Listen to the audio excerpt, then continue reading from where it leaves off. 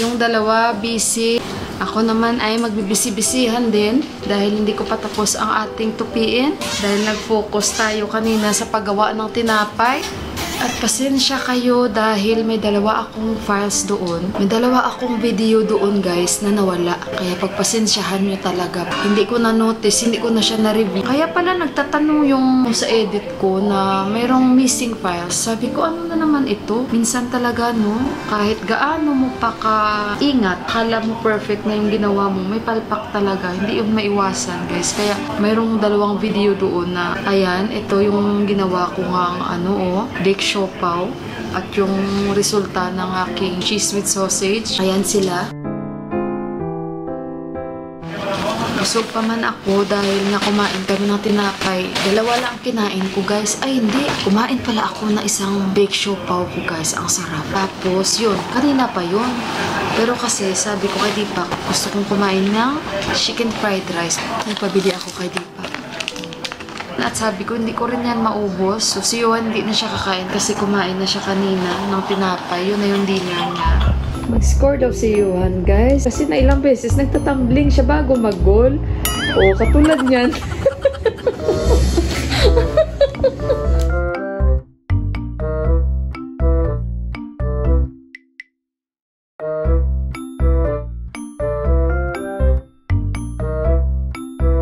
Goal daw siya, guys. Sige nga, kayo, we are the witness.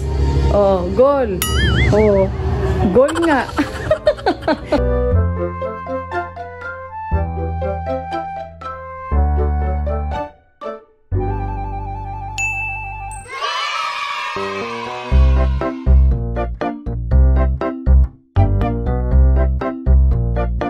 So, ayun guys.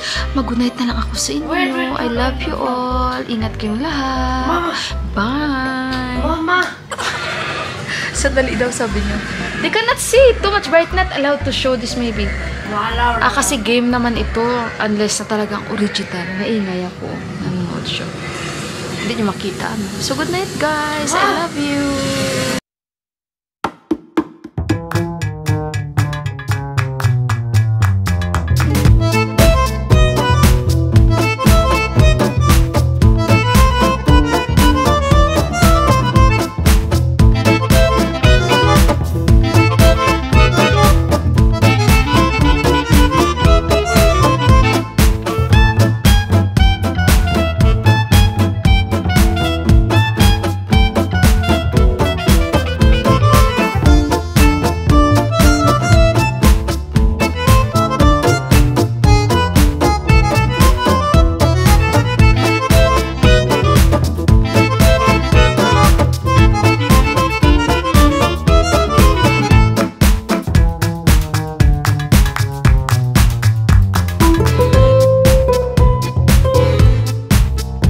Mayroon pa ako sasabihin kay Deepak kasi yung simi namin umaakyat na doon sa kapitbahay namin guys, nakakahiya.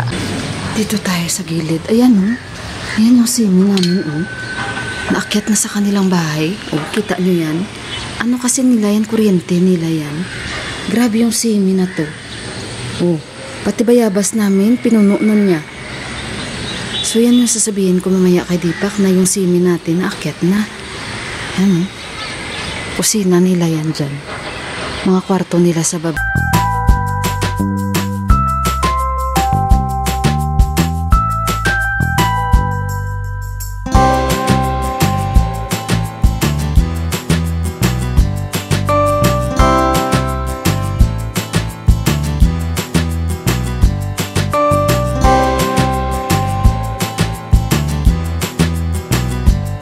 Ito yung ating bake siopaw. Ito yung ating cheese with sausage. Ginawa ko guys, dalawang design siya. Diba marami na naman tayong tinapay. Nilagay ko siya sa fridge kasi mainit, diba?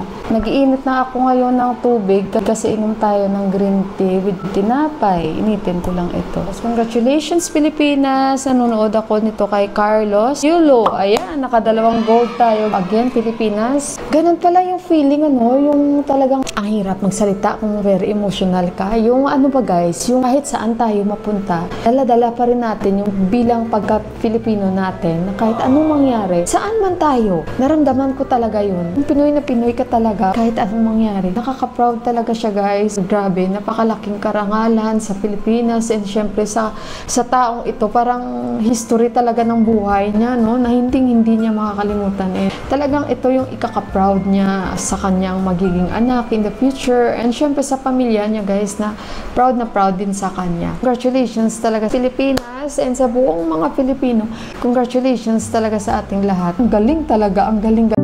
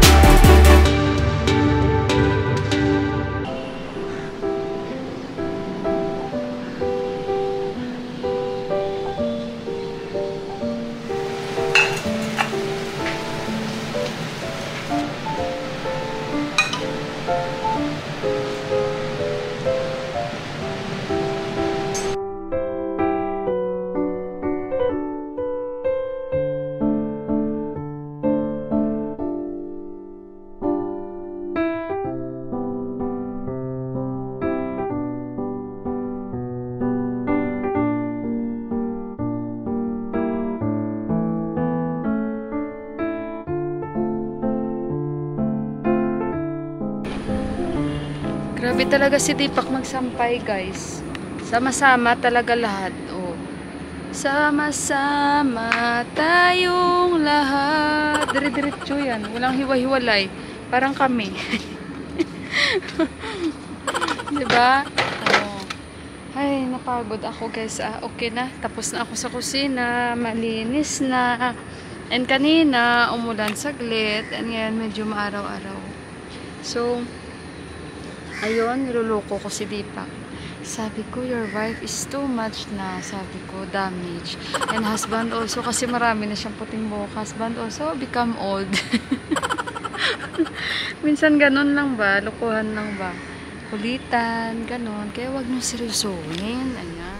Okay guys, mag-iinit tayo ng tubig. Di ako mag-green tea. Kasi nag-ano na ako kanina. Bakit ito na ano?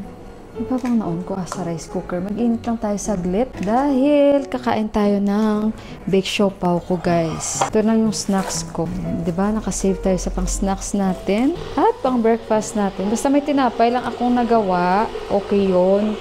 Hindi ako mai-stress kung anong snacks ni Juan, kung ano ang kanyang i-breakfast. So kanina pinapili ko siya. Sabi ko, anak, ano ba ang gusto mong breakfast? Tinapay o cornflakes? Sabi niya, mama, ano na lang?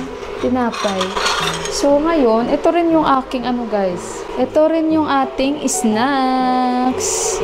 Yan, siguro dalawa na. Dalawa ang ating snacks at isang sausage. Alam niyo, pwede rin naman tayong mag-bake dito sa aming microwave. Pero hindi ko pa na-try. Kasi may oven naman tayo, so okay lang yan.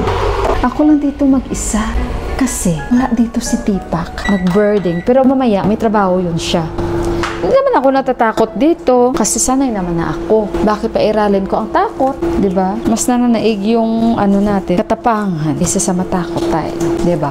Actually guys, may suman pa ako dito. Pero yung iba na sa freezer. Ito pa yung natira namin kahapon ni Mandira.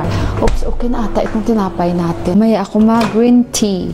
Ayan, yung ating tinapay. Can't wait. So guys, snacks na tayo. Big siopaw. Wala lang itlog. Parang ang dilim. Pailawin ko kaya. Sandali. Guys, biglang nag-crave tuloy ako ng coke. Kasi diba, pag kumain tayo ng siopaw, gusto natin may coke. Diba guys, hindi man ito perfect, pero may lasang siopaw talaga siya. Yung asado kasi. Tapos pag kumakain ako ng siopaw, maalala ko nung bata pa kami. Kasi yung lola ko, gumagawa talaga siya ng siopaw, nagbebenta sila. Tapos kami, pag lumabas, punta kami ng downtown, kakain kami siopaw, lagi kakainin ko. Yung ganun ba, nung bata pa kami. Kaya parang may memories ba, kapag nalasahan mo yung lasang siopaw. O diba, lasang siopaw talaga. Tapos alam nyo guys, paborito ko rin kainin yung sardinas. Ipapalaman sa tinapay. Gustong gusto ko talaga yun.